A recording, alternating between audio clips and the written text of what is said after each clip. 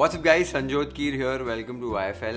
थुक्पा की रेसिपी आप सबके साथ शेयर कर रहा हूँ। अभी थुक्पा होता क्या है, एक टिबेटन डेलिकेसी होती है। कोई भी नूडल डेलिकेसी जो सूपी स्टाइल में बनाई जाती है उसे थुक्पा कहा जाता है और ये टिबेटन कुजीन से ओरिजिनेट होती है, पर नेपाल में भी काफ़ी बनाई जाती है और इंडिया में भी नॉर्थ ईस्टर्न साइड जो है वहाँ पर भी बहुत बनाया जाता है। अभी आज जो मैं थुक्पा बना रहा हूँ वो मैं जैसे घर पे बनाता हूँ, वेजिटेरियन वाला जो वर्जन है वो आपके साथ शेयर कर रहा हूँ। थुक्पा कई सारे तरीक़ों के बनते हैं और यूजुअली इसमें नूडल्स, मीट्स होते हैं, एक ब्रॉथ होता है, एक सूप होता है और बहुत ही डिलिशियस लगता है। लेकिन आज मैं जो वर्जन बना रहा हूँ वो मैं घर पे जैसे वेजिटेरियन वर्जन बनाता हूँ उसकी रेसिपी आपके साथ शेयर कर रहा हूँ। साथ ही में एक मोमो चटनी की रेसिपी आपके साथ शेयर करने वाला हूँ, क्योंकि मुझे पर्सनली थुक्पा के अंदर वो स्पाइसी गार्लिक चटनी डालकर खाने में बहुत मज़ा आता है, तो वो भी इस वीडियो के एंड में आपके साथ उसकी रेसिपी शेयर करूँगा।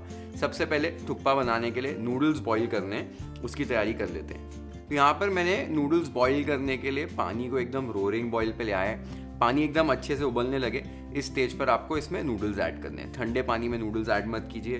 तो मैंने आज एक पैकेट नूडल्स लिया है, लगभग 150 ग्राम्स नूडल्स हैं ये। नूडल्स ऐड करते ही थोड़ा सा नमक ऐड कर दीजिए और 1 चम्मच तेल ऐड कर दीजिए। अब नूडल्स को आपको पकाना कितना है, सबसे पहले मैं सिर्फ 1 से 1.5 मिनट के लिए रोरिंग बॉईल पे नूडल्स को पका रहा हूँ। इससे ज़्यादा नहीं पकाना है। 1 मिनट ही उबालोगे आप नूडल्स को तो आप देख सकते हो नूडल्स काफ़ी सॉफ्ट हो चुके हैं। सॉफ्ट तो हो गए लेकिन ये पके नहीं हैं। तो अभी पकाने के लिए क्या करना है, 1 मिनट के बाद मैं गैस को बंद कर देता हूँ। गैस को बंद करने के बाद आपको 1-1.5 मिनट के लिए और नूडल्स को सोक होने देना है गर्म पानी के अंदर और चेक करना है कि नूडल्स पक गए हैं कि नहीं। नूडल्स थोड़े से आप बाहर निकाल लीजिए, थोड़े हल्के से ठंडे हो जाएं, उसके बाद नूडल को दबा कर देखना है। अगर ये दब जाता है और इसमें हल्की सी बाइट रह गई है तो आपका नूडल परफेक्टली पक चुका है। इस स्टेज पर आपको नूडल्स को छान लेना है। तो यहाँ पर आप देख सकते हो नूडल्स अच्छे से पक गए। यहाँ पर मैं नूडल्स को छान रहा हूँ। नूडल्स को छानते ही इसमें थोड़ा सा तेल डाल दीजिए और अच्छे से स्टर कर लीजिए। इससे क्या होगा, आपके नूडल्स जो हैं वो एक दूसरे के साथ चिपकेंगे नहीं जब तक आप इन्हें नेक्स्ट यूज़ करते हो। तो इसी तरीके से नूडल्स आपको हमेशा बॉईल करने हैं। आप कोई भी नूडल वाली रेसिपी बनाते हो तो घर पर अक्सर ये एक मिस्टेक कर देते हैं, हम हाई फ्लेम पर 8-10 मिनट के लिए नूडल्स को पकाते हैं जैसे पैकेज इंस्ट्रक्शंस में पीछे लिखा होता है, और फिर उससे क्या हो जाता है, नूडल्स ओवर कुक हो जाते हैं क्योंकि हम नूडल्स को फिर छानने में थोड़ी देरी लगा देते हैं, फिर वो आगे कैरी फॉरवर्ड कुकिंग होती रहती है। तो बेसिकली नूडल्स जो हम खरीदते हैं ये डिहाइड्रेटेड नूडल्स होते हैं, इन्हें रीहाइड्रेट करना होता है। तो रीहाइड्रेट करने के लिए ये सबसे बेस्ट तरीका होता है। इसी तरीके से नूडल्स आप पकाइए, आपके नूडल्स में हल्की सी बाइट रहेगी और वो बहुत अच्छे लगेंगे खाने में। वो एकदम मैश मैदे के जैसे नहीं लगेंगे, प्रॉपर बाइट रहेगी नूडल्स के अंदर। तो नूडल्स को हमेशा आपको इसी तरीके से बॉईल करने। अभी नेक्स्ट कंपोनेंट हमारे थुक्पा का जो है वो जो एक्चुअल सूप है, जिसमें वेजिटेबल्स डालेंगे और कुछ मसाले डालेंगे और एक सूप तैयार होएगा, उसकी तैयारी कर लेते हैं। थुक्पा का सूप बनाने के लिए यहाँ पर मैंने एक वॉक ले लिया है। वॉक को आप पहले अच्छे से गर्म कर लीजिए। एक बार वॉक गर्म हो जाए, इसके अंदर 2 टेबलस्पून में तेल ऐड कर रहा हूँ। अब यहाँ पर आप मस्टर्ड ऑयल यानी सरसों का तेल का भी इस्तेमाल कर सकते हैं। तेल गर्म हो जाए उसके बाद मैं इसके अंदर 1 इंच चॉप्ड अदरक, 1 टेबलस्पून चॉप्ड लहसुन, 1 से 2 स्लिट की हुई ग्रीन चिलीज और 1 टेबलस्पून धनिया की जो डंठल होती है उसे चॉप करके मैंने ऐड कर दी है। अब तेज़ आंच पर आपको बस 1 मिनट के लिए या कुछ सेकंड्स के लिए पकाना है अदरक और लहसुन को, और फिर इसके अंदर मैं आधा स्लाइस किया हुआ प्याज ऐड कर रहा हूँ। तो प्याज ऐड करते ही आपको प्याज को बस ट्रांसलूसेंट होने तक पकाना है। बस 1 से 2 मिनट के लिए हाई फ्लेम पर पकाइए। अब आप देख सकते हो प्याज अच्छे से ट्रांसलूसेंट हो चुके हैं। इस स्टेज के ऊपर मैं इसके अंदर आधा स्लाइस किया हुआ टमाटर ऐड कर रहा हूँ।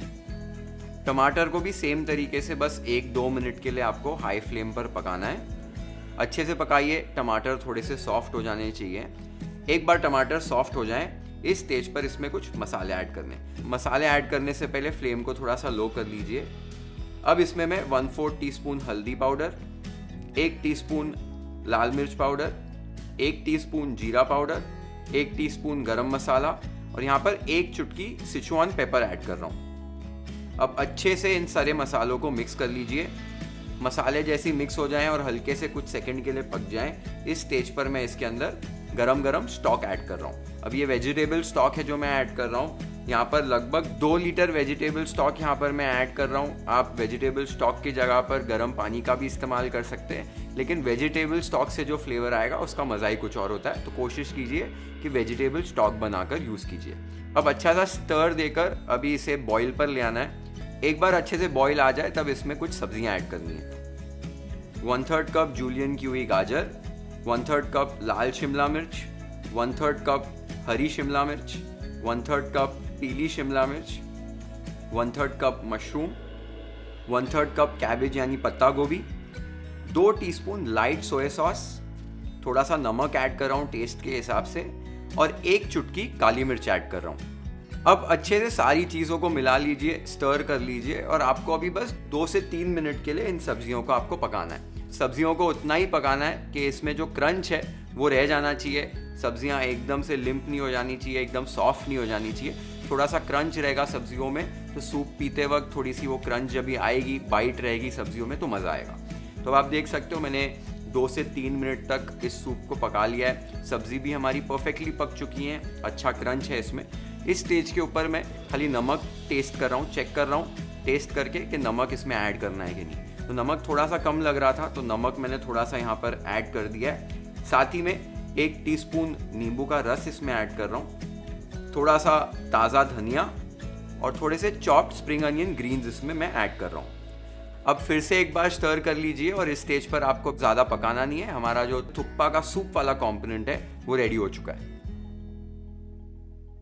तो हमारे नूडल्स बॉईल हो गए हैं, हमारा थुक्पा सूप भी रेडी हो गया है। इस स्टेज पर आप सर्व कर सकते हो दोनों चीज़ों को मिक्स करके और थोड़ी बहुत गार्निशिंग करके। लेकिन मैंने आपको बोला था कि मैं मोमो चटनी की भी रेसिपी बताने वाला हूँ आपको, तो फटाफट से एक मोमो चटनी बना लेते हैं। और एक चीज़, मैंने एक सिचुआन पेपरकॉर्न का यूज़ किया था इस रेसिपी के अंदर।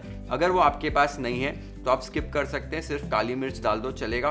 अगर आपके पास सिचुआन पेपर है तो उसका बहुत अच्छा फ्लेवर आता है और काफ़ी ज़्यादा यूज़ किया जाता है ये वाले क्विजीन में, तो आप ऐड कर सकते हैं। मोमो चटनी कैसे बनाते हैं मेरे स्टाइल की, वो देख लेते हैं। अब गैस के ऊपर एक जाली मैंने रख दी है।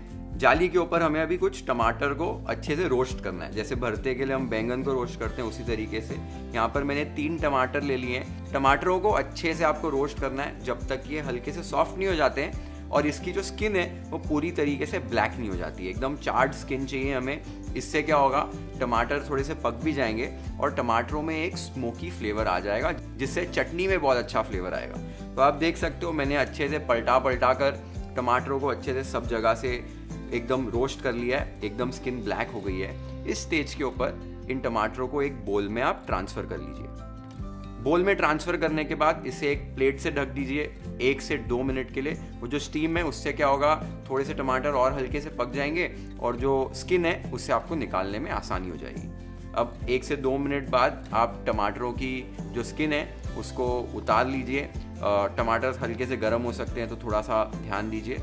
खाली जितनी भी वो पूरी स्किन है टमाटर की वो आपको निकाल लेनी है। स्किन निकालने के बाद टमाटरों को बस क्वार्टर्स में कट कर लीजिए कि इन्हें आसानी हो जाए ग्राइंड करने में। यहाँ पर आप देख सकते हो मैंने टमाटरों को क्वार्टर्स में कट कर लिया। अब इन्हें मैं एक चॉपर में ट्रांसफ़र कर रहा हूँ। साथ ही में कुछ और इंग्रेडिएंट्स इसमें अभी ऐड करने हैं। अब यहाँ पर मैंने 15 से 16 सूखी लाल मिर्चों को भिगो के रखा था, वो ऐड कर दिए।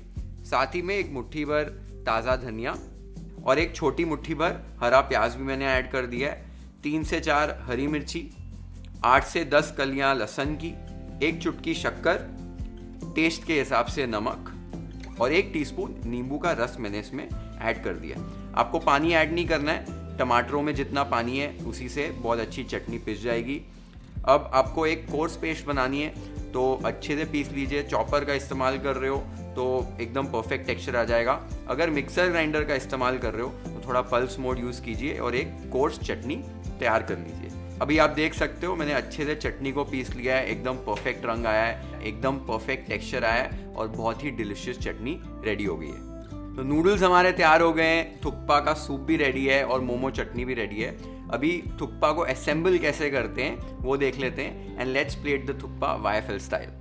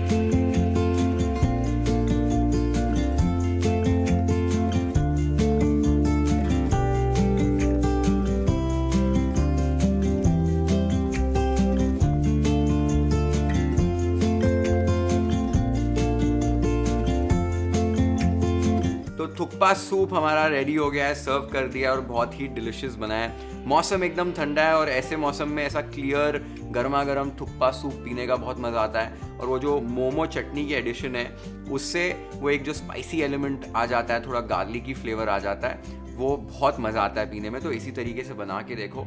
थुक्पा यूजुअली नॉन वेजिटेरियन होता है, काफ़ी सारे मीट्स का एकदम होलसम ब्रॉथ बनता है और उसके साथ फिर नूडल्स अंदर डालकर ऊपर थोड़ी गार्निशिंग करके सर्व किया जाता है। पर आज मैं वेजिटेरियन वर्जन सर्व कर रहा था, इसलिए मैंने खूब सारी वेजिटेबल्स का इस्तेमाल किया है। अगर नॉन वेजिटेरियन वर्जन बना रहे हो तो आप बना सकते हो, अच्छा सा नॉन वेजिटेरियन स्टॉक बनाओ और फिर बाकी सारी चीज़ें इसी तरीके से आप फॉलो करके बना सकते हो थुक्पा। ज़रूर ट्राई करो इस मौसम में, थुक्पा का मज़ा लो और मुझे कमेंट्स में बताओ आपको रेसिपी कैसी लगी। Do share this video with your friends and family, hit the like button if you like this recipe, follow and subscribe to IFL if you haven't yet. Have an amazing time with this beautiful, hot and delicious thukpa recipe at your home. Cheers.